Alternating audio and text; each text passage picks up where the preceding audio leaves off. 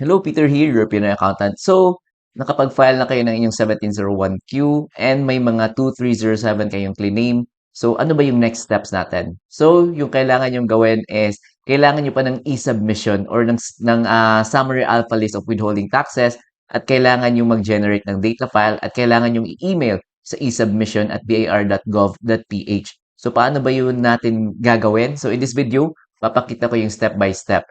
So, ito na yung ating alpha list data entry. So, if first time itong gamitin is kailangan nyo i-input yung details nyo dito sa withholding agent. So, sa withholding agent, yung details nyo yung ilalagay nyo dito. Yan, double check nyo lang yung inyong certificate of registration, input nyo yung RDO ninyo, yung TIN, ayan, category of withholding agent, private, and taxpayer classification, individual tayo. So, lagay nyo yung mga details dito, the line of business ninyo, and then taxpayer name, ayan, last name natin is Monkey, Luffy, and your registered address, One Piece Island. And then you can put here if may authorized representative kayo, but mostly yung taxpayer's name lang yung nilalagay dito. Pwede yung ilagay dito is your name sa authorized representative or the signatory. So, ayan. And then, once nalagay nyo na yung inyong agent information, pwede na nating input yung mga 2307. So, ito, close na natin. And then, dito tayo sa South or the summary alpha list of withholding taxes. So, ito yung i-click natin, South Forms. And then, yung South form na form yung pipiliin natin is 1701Q because dito tayo, yung attachment natin is in relation dito sa ating 1701Q because nag-claim tayo, I mean, ng 2307, dinadak natin sa ating income tax due for the 1701Q na second quarter. So, ito 1701Q. And then, for the month, yung pipiliin natin is, may April tayo na 2307. So, for the month of April 2026, and then amended return, no. Number sheets of attached, number of sheets attached, ayan, you can just put there 0. And any taxes withheld, yes, yung pipiliin nyo, ayan, yes. And then, are there payees availing of tax relief? No, yung pipiliin ninyo. And then, we can start inputting na. Ito, click nyo lang tong add update na button. And you are working again for the attachment of your 1701Q for the month of April. Ayan, click nyo OK. And then, to add, ayan, to add the 2307, ayan, click nyo tong button na add. Ayan, add. And then, once na-click nyo yung add na button, ayan, you can start inputting na yung details ng ating income tax payer. So, yung nag-withhold ng taxes from their payment to us. So, input natin yung TIN, registered address, the ATC, and the amount. So, yung gagawin natin is i-open natin yung ating 2307 to get the details. So, for the month of April, ito yung nag-withhold sa atin is si DBZ Property Development Corporation. So, ito yung lalagay natin na details doon. And the 10, ayan, and the amount withhold. So, balikan natin yung ating alpha list data entry. 444-555-333 and then 00. And then, registered name niya is DBZ. Double check natin ulit. DBZ Property Development Corp. Ayan. And then, ATC. ATC niyan is WI 140. So, piliin natin dito is WI. You can scroll or you can type na din. Ayan. So that makita nyo. WI 140. Ito. Gross Commission on Service Fees of Custom Insurance. Ayan. Real estate. Ayan. And then the amount paid. Balikan natin yung ating 2307 is 80,000. 80,000. Ayan. And then 10%. Ayan. 8,000. So amount of tax withheld is 8,000. So if you will check the 2307, ayan. So ito yung income payment sa atin, 80,000. But yung withheld na amount is 8,000. So tama yung ating 2307. So ayan. So click yung save. And then click nyo yung add button if may other 2307 pa tayo. But in our case, isa lang yung 2307 natin for the month of April 2026. So you can actually click itong inquiry so that ma-double check nyo. So ayan, iisa lang siya. Ayan, DBZ Property, yung name, and then yung details, the amount, and the ATC code, 80,000, and then tax rate is 10. So, tax withheld is 8,000. Ayan, click natin yung back. And then, exit na natin because wala na tayong other 2307 for the month of April. Click nyo yung exit. Yes. And then, you can generate the file na, the data file because per month kasi yung pag-generate ng data file. So, for the April, ayan, click nyo itong generate file. And then, save nyo lang. Ayan, or you can create a folder. So, in my case, ayan, pwedeng dito lang sa kung saan siya yung default niya. Click natin yung save na button. Or you can actually create dito. New folder. Example, 1701Q.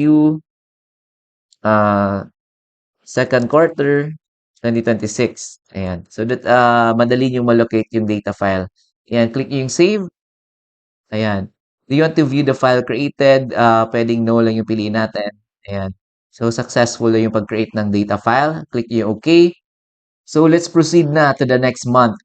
So, for the month, ayan, May naman yung pipiliin natin. For the month of May 2026. And then same then, amend and return, no. Number of sheets attached, zero.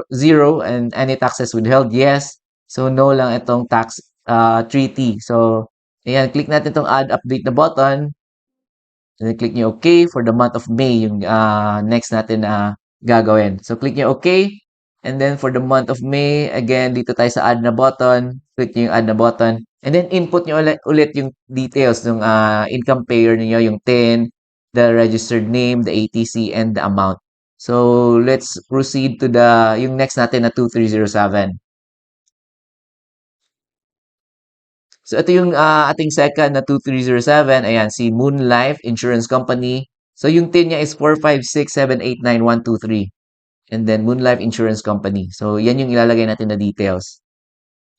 456789123. Ayan, 00. And then, yung registered name niya is Moon Life. Ayan, Moon Life Insurance Company. Tama ba? Double check natin. Ayan, Moon Life Insurance Company. And then, ATC, yan, still WI-140. So, pwede nyo din i-type dito, WI-140. And then, click yung tab na button. Ayan, so lalabas na to automatic. Gross Commission on Service Fees. And the amount of income payment, ayan, is 100,000. Count natin yung 0. Ayan, tama na yung 0. Then, you can press the period button. Ayan, 100,000. And then 10% niyan is 10,000. So, tama. Balikan natin yung ating 2307. So, yung amount na withhold, ayan, ito yung important talaga na figure is the tax withheld for the quarter. So, tama naman 10,000. Ayan. So, let's proceed. So, click natin itong save. Ayan. And then, you can click the inquiry, same nung kanina, or you can exit na so that gagawa na tayo ng data file. Click natin yung exit. Are you sure you want to exit? Yes. And then, let's create the data file. Ayan, generate file. And then, dito, same folder nung kanina, 1701Q second quarter 2026. Click yung save. Ayan, so do you want to view the file created? Pwedeng no. Pwedeng if you want to view, but no lang yung pipiliin natin because same lang yung makita nyo na details kanina. No na lang. And then, ayan, file successfully created. Okay. And then, let's proceed. Doon na tayo sa last natin na 2307. So, that is for the month of, June 2026. And then, add update natin na button. Click natin to. Ayan, you are working for the attachment of 1701Q for the month of June. Click nyo OK. And then, itong add na button, i-click ninyo. And then, same din, kanina yung 10, the registered name, the ATC, and the amount of income payment. So, balikan natin yung ating last na 2307. So, si Shopee, ito yung last natin na 2307 is yung isang buong second quarter na yung kanyang pinadala or yung withhold niya. So, yung last month ng quarter is June. So, yung pinili natin kanina is for the month of June.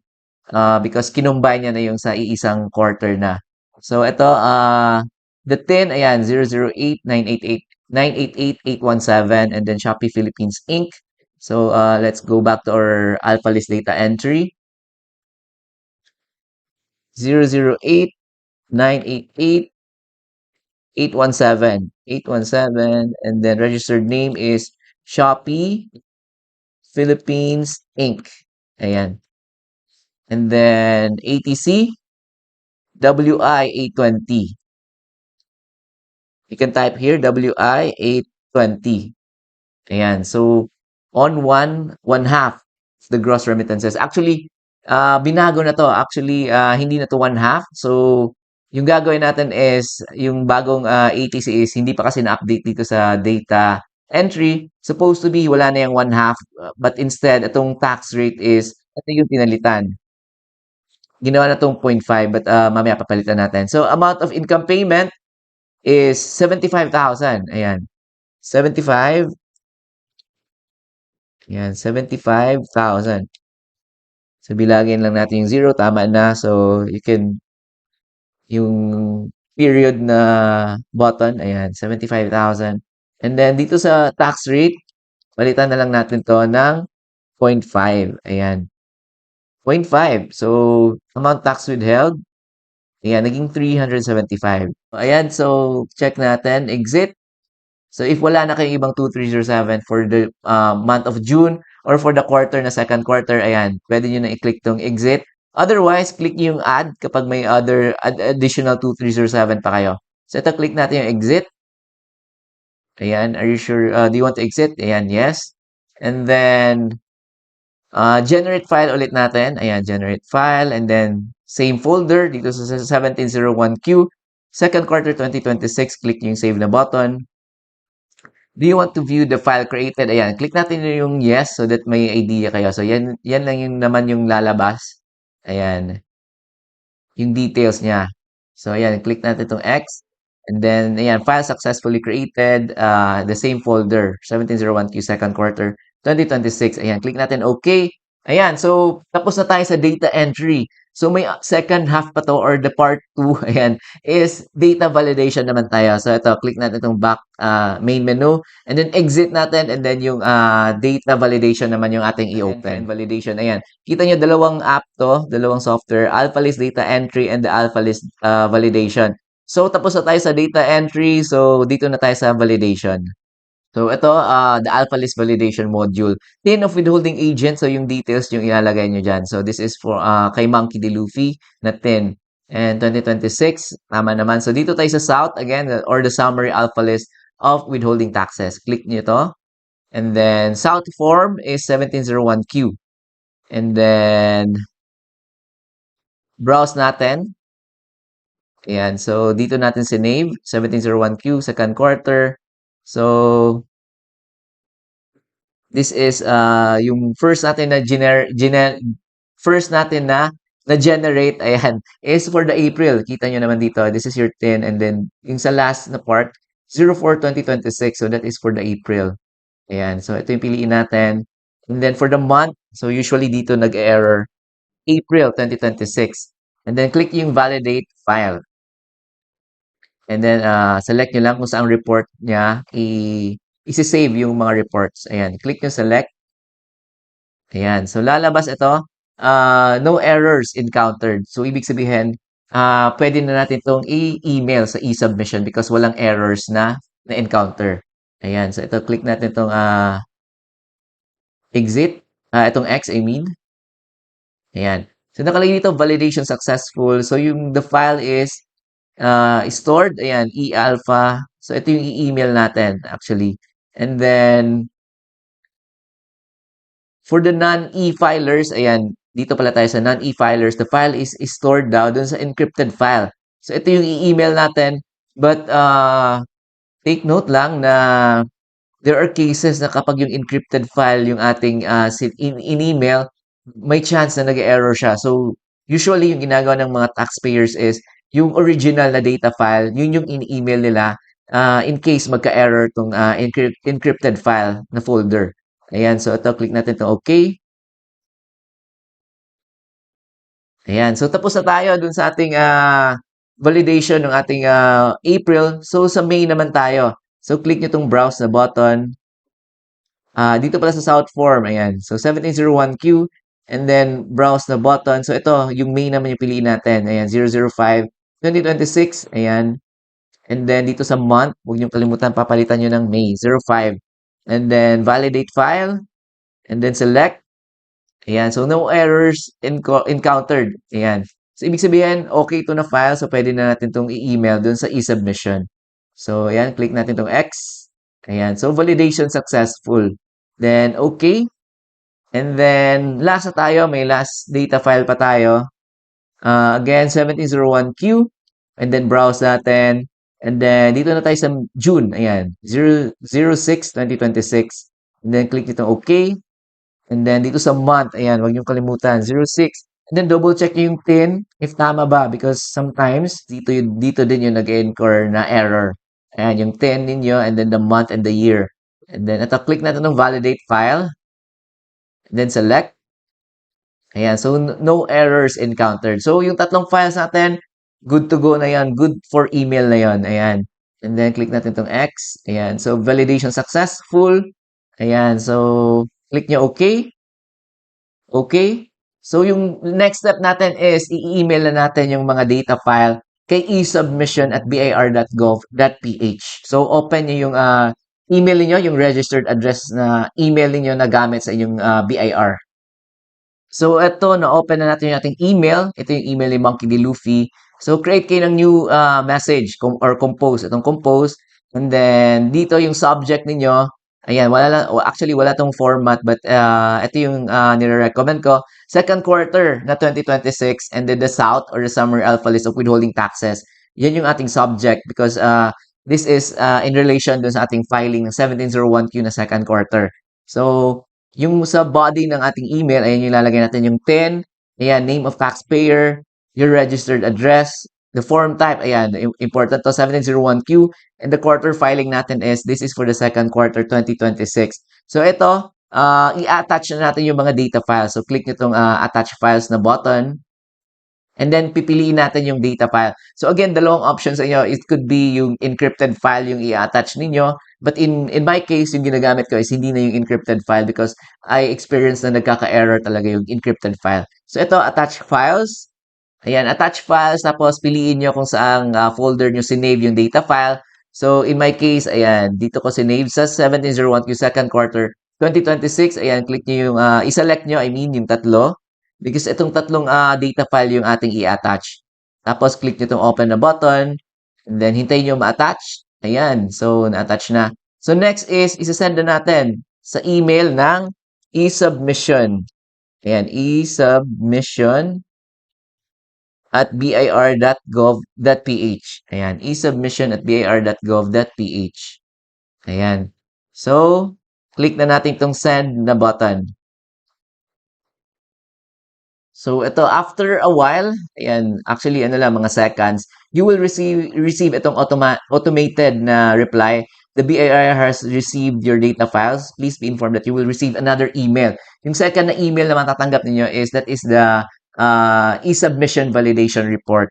So yung mga ibang taxpayers is hindi sila nakaka-receive ng e-submission validation report but inaalaw ni BIR na instead yon pwedeng ito na yung i-print natin and pwede na ito yung i-attach natin sa EAFS because aside dito sa e-submission, kailangan pa natin i-attach yung ating PDF copy ng 2307 and the e-submission validation report sa EAFS naman. So, in our next video, yun yung papakita ko sa inyo. So, after nito, ayan, hintayin nyo lang, you will receive a second email, yung e-submission validation report. So, it could be you can receive it within the day or it could be baka bukas na or within the week. So, depende. So, just in case lang na hindi kayo makatanggap, again, pwedeng ito na yung i-save nyo as PDF as your proof of submission ng inyong SALT for the second quarter 2026. So, yun lang ating video for today. We just talked about itong pag-submit alpha list data entry ng inyong SALT or the summary alpha list of withholding taxes for your second quarter 2026.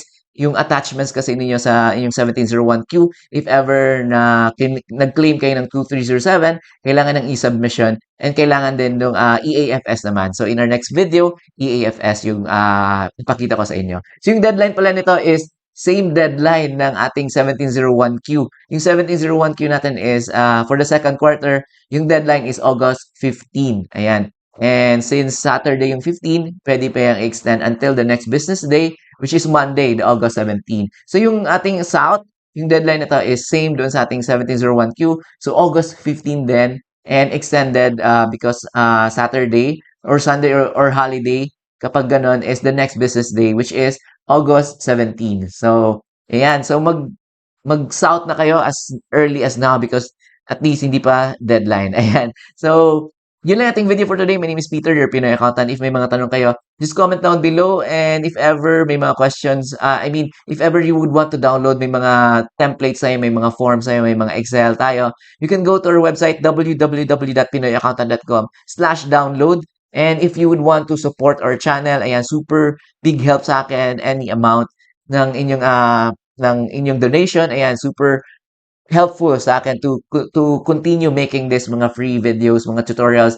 And ayan, so you can go to our website www.pinoyaccountant.com/donate. Ayan. So again, super thank you sa mga nag-like, subscribe, nag-share nating videos. Thank you very much and I'll see you in our next videos.